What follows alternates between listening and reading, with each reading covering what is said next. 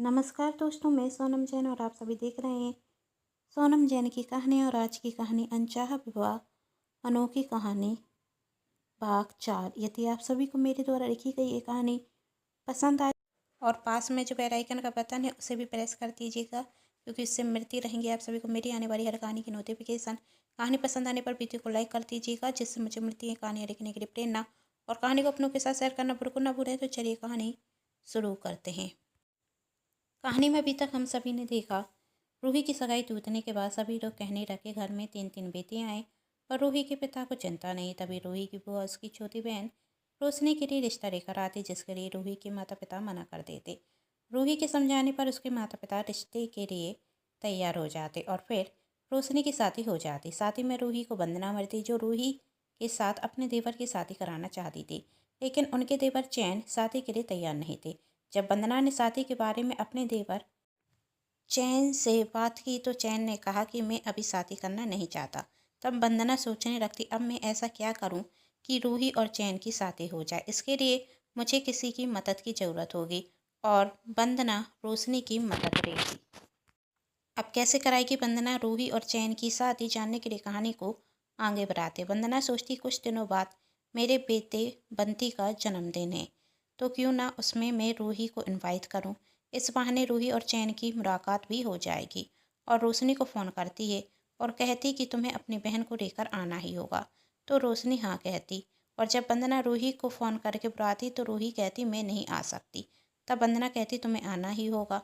तब रूही मना कर देती। तब रोशनी रूही को लेकर वंदना के घर आ जाती। रूही बंटी को तैयार कर रही थी और चैन अपने कामों में रखा हुआ था। तब रोशनी वंदना से कहती, इस तरह तो ये दोनों एक दूसरे से बात तक नहीं करेंगे, तो दोनों की मुलाकात कैसे होगी। मेरा मतलब कि दोनों एक दूसरे के करीब कैसे आएंगे, जानेंगे पहचानेंगे कैसे। वंदना कहती, वही तो मैं सोच रही हूँ। ये दोनों एक दूसरे से बात तक नहीं करते हैं, पर तुम चिंता मत करो, मैं कुछ करती हूँ। बीच पाई में रूही वंदना से कहती कि मुझे जाना चाहिए। तब वंदना कहती जल्दी भी क्या है। तब रूही कहती देर हो रही है, बाद में ऑटो मिलने में परेशानी होगी। तब रोशनी कहती आप इतनी परेशान क्यों हो रही हो, मैं आपको छोड़ दूंगी। इस तरह रात के 10 बज गए। पाइती ख़त्म होने के बाद रूही रोशनी से कहती अब तो घर पर चलें। तभी रोशनी के पति कहते दीदी इस तरह बार बार ससुराल जाना अच्छा नहीं लगता। तब रोशनी कहती दीदी ये सही कह रहे हैं, मेरी शादी हो गई है तो मैं मायके बार बार जाऊंगी तो लोग क्या कहेंगे।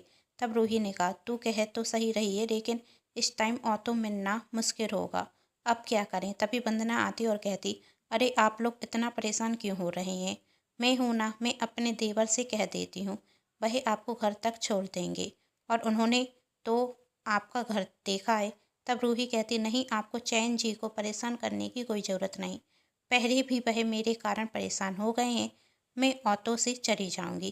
कहते हुए रूही चली जाती। रोशनी वंदना एक दूसरे की तरफ देखते और रूही को कोई ऑटो नहीं मिल रहा था। तभी चैन कार लेकर आता और कहता आप मेरी भाभी की अच्छी दोस्त हैं और आपको मैं बता दूं इस समय ऑटो मिलना कठिन है, मैं आपको घर तक छोड़ दूंगा, इसमें मुझे कोई परेशानी नहीं होगी। रूही को बहुत देर से ऑटो का वेट कर रही थी, रात भी बहुत हो रही थी। वह चैन के साथ अपने घर चली जाती। चैन रूही को बाहर छोड़कर चला जाता। जब रूही अंदर जाने लगती तब रूही की पड़ोसन रूही से कहती रूही इतनी रात को कहाँ से आ रही है। तब रूही कहती वंदना दीदी। तब पड़ोसन कहती कुछ ही मुलाकात में तुम्हारी और वंदना की अच्छी दोस्ती हो गई, और ख़ास बात तो यह है कि वह तो तुम्हें घर तक छोड़ने के लिए अपने देवर को भी भेज देती हैं। शायद उनका देवर अपनी भाभी की कुछ ज़्यादा ही बात मानता है। रूही कुछ नहीं सुनती और वहाँ से सीधे अंदर चली जाती है। रूही के माता पिता कहते बेटा बहुत देर हो गई। माँ पापा मैंने बहुत कोशिश की जल्दी आने की, पर वंदना दीदी ने आने ही नहीं दिया। और रोशनी भी जिद पर अड़ गई और कहने लगी मैं आपको छोड़ दूंगी। फिर बाद में मनीष ने कहा कि बार बार ससुराल आना अच्छा नहीं लगता। अच्छा बेटा ठीक है, तुम जाकर सो जाओ। ठीक है मम्मी पापा, कहते हुए रूही चली जाती। रूही उस रात तो चैन से सो गई, लेकिन दूसरे दिन रूही का चैन उड़ा गया। लोग कहने लगे रूही तुझे बुरा रख रहा होगा ना कि तेरी छोटी बहन की शादी हो गई, अब तुझे भी शादी कर लेनी चाहिए। वैसे कर रात को जो लड़का तुझे छोड़ने आया था वह भी अच्छा था, तेरा दोस्त है क्या? या बहुत अच्छा दोस्त है? वह तुम लोगों की भाषा में क्या कहते हैं? बॉयफ्रेंड। तभी रूही ने कहा, आप सभी गलत समझ रहे हैं, ऐसा कुछ भी नहीं है। मैं तो चैन जी को अच्छे से जानती तक नहीं हूँ। चैन जी अच्छा लड़के का नाम है, और हमसे क्या झूठ बोलना, हम सब तो तेरे अपने ही हैं। तेरी शादी होगी तो हम सबको तो खुशी होगी ना, और हम अच्छे से जानते हैं कि तेरी कुंडली में मंगल है, और जिस कारण तेरी शादी होने में बहुत दिक्कतें आ रही हैं। पर तू चिंता मत कर, हम में से कोई लड़के को नहीं बताएगा कि तुझे मंगल है। और वैसे भी जब लड़का तुझसे प्यार करता है तो मंगन नहीं देखेगा। तब रूही गुस्से में कहती, आप लोगों को कोई और काम नहीं है कि मेरे घर पे ही झांकते रहते हैं? हाँ, मुझे मंगन है, नहीं हो रही मेरी शादी तो क्या करूं? रूही की आवाज़ सुन उसके माता पिता और उसकी छोटी बहन राखी भी बाहर आती। रूही के माता पिता रूही से कहते, बेटी अंदर चल। तब राखी ने कहा, आप सभी को हमारी चिंता करने की कोई ज़रूरत नहीं, हमारी चिंता भगवान कर लेंगे। तभी रूही के पास वंदना का फ़ोन आता। वंदना का फ़ोन उठाते हुए रूही कहती, देखिए हमारी एक मुलाकात हुई थी, और उसके आगे मुझे आपसे कोई रिश्ता नहीं रखना है। आप मेरी बहन के ससुराल से रिश्ते में हैं तो मेरी बहन तक ही अपना रिश्ता रखिए, मुझे आपसे अब कोई बात नहीं करनी। तब वंदना कहती, क्या हुआ, ऐसा क्यों कह रही हो? मैं तो बस इसलिए फ़ोन कर रही थी कि तुमसे पूछ लूँ कि तुम कल सही से तो पहुँच गई थी ना? रात में काम में व्यस्त हो गई थी, इसलिए तुमसे पूछना भूल गई। तब रूही ने कहा, आपका बहुत बहुत शुक्रिया, और आपकी वजह से इतने अच्छे से आई हूँ कि अभी तक भी नहीं भूल पा रही हूँ। कहते हुए रूही फ़ोन रख देती। वंदना को रूही का यह व्यवहार समझ में नहीं आता। वह सोचती कहीं चैन और वंदना के बीच कुछ हुआ तो नहीं, और वह अपने देवर से पूछती, कर क्या हुआ था भाभी, आप किस बारे में बात कर रही हैं? चैन कहता। तब वंदना कहती, वह तुम कल रूही को छोड़ने गए थे ना, तो कोई बात तो नहीं हुई ना तुम दोनों के बीच? नहीं भाभी, मैं छोड़कर आ गया था, क्या हुआ मैं नहीं जानता। तभी वंदना रोशनी को फ़ोन करती और उसे सब कुछ बताती। रोशनी कहती, मुझे कुछ नहीं पता, मैं अभी घर पर फ़ोन कर कर आपको बताती हूँ। रोशनी ने अपने घर पर फ़ोन किया। उसने अपने माता पिता से पूछा, लेकिन उन्होंने कुछ नहीं बताया। उसने अपनी छोटी बहन राखी को फ़ोन किया, और वह रोशनी से कहती, दीदी आपकी वजह से बड़ी दीदी बहुत बड़ी परेशानी में आ गई हैं, और यदि वंदना जी चाहती हैं कि बड़ी दीदी और चैन जी की शादी हो जाए तो उन्हें बात साफ साफ करनी थी। यह सब नाटक करने की क्या जरूरत थी? कल रात में दीदी चैन जी के साथ आई थी तो लोगों ने उनका मजाक बनाना शुरू कर दिया। दीदी के बारे में कुछ भी बोल रहे हैं। आप तो जानती हैं, जिस दिन से दीदी की टूटी है उस दिन से हमारे परिचितों की नज़र उन पर ही रहती है। तब रोशनी कहती है, राखी मैंने दीदी के लिए अच्छा ही सोचा था। तब राखी कहती, आपकी वजह से दीदी परेशानी में आ गई, अब बताइए क्या करेंगे? चैन जी दीदी से शादी करेंगे क्या? रोशनी के पास कोई जवाब नहीं था। रोशनी उदास हो जाती, उसकी आंखों से आंसू बहने लगते। राखी फ़ोन रख देती और रोशनी अपना मोबाइल फेंक देती। तभी वंदना रोशनी को फ़ोन करती, रोशनी फ़ोन नहीं उठाती। तब उसके पति कहते, तुम्हारे लिए फ़ोन है। तब रोशनी बात करती है और वंदना को सब कुछ बता देती। वंदना कहती, मैंने नहीं सोचा था कि ऐसा कुछ होगा, मैं नहीं जानती थी कि इतनी परेशानी हो जाएगी। छोटी सी बात का इतना बड़ा बतंगड़ बनाएंगे लोग। तब रोशनी ने कहा, आपकी वजह से सब मेरी दीदी का मजाक बना रहे हैं, उन पर उंगली उठा रहे हैं। पहले से ही दीदी की शादी होने में परेशानी हो रही है, और यदि यही खबर बढ़ गई तो और ज़्यादा मुश्किल होगी। आपने तो कहा था कि आपके देवर तो शादी तो करना नहीं चाहते, तो अब क्या करेंगे वह मेरी दीदी से शादी? वंदना कुछ नहीं कहती, रोशनी फ़ोन रख देती। तभी वंदना के पति उसे आवाज़ लगाते, वंदना कोई जवाब नहीं देती।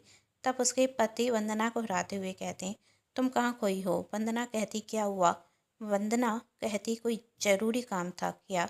तब उसके पति कहते, हाँ, वह मेरी फ़ाइल नहीं मिल रही है, तुम जाकर देख दो। और तुम्हें ऑफिस नहीं जाना है?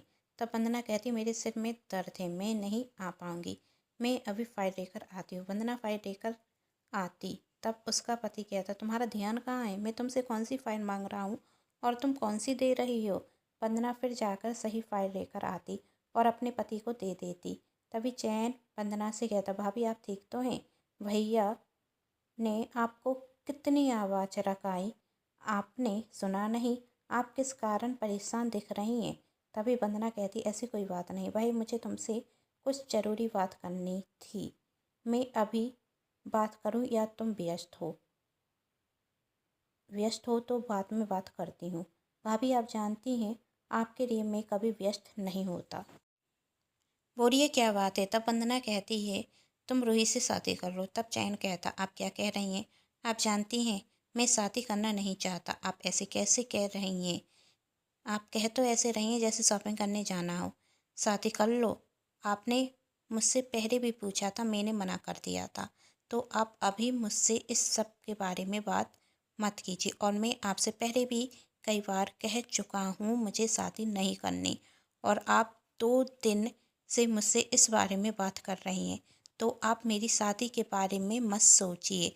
मुझे कोई शादी नहीं करनी है और इसके लिए परेशान होने की कोई ज़रूरत नहीं है, कहकर चैन जाने रखता। तब वंदना उसे रोकते हुए कहती, रूही एक बहुत अच्छी लड़की है, तेरा बहुत ख्याल रखेगी, तुझे खुश रखेगी। तब चैन ने कहा, आपको हुआ क्या है? रूही में बुराई हो या अच्छाई मुझे कोई फ़र्क नहीं पड़ता, क्योंकि मुझे किसी से भी शादी नहीं करनी। कहते हुए चैन चला जाता।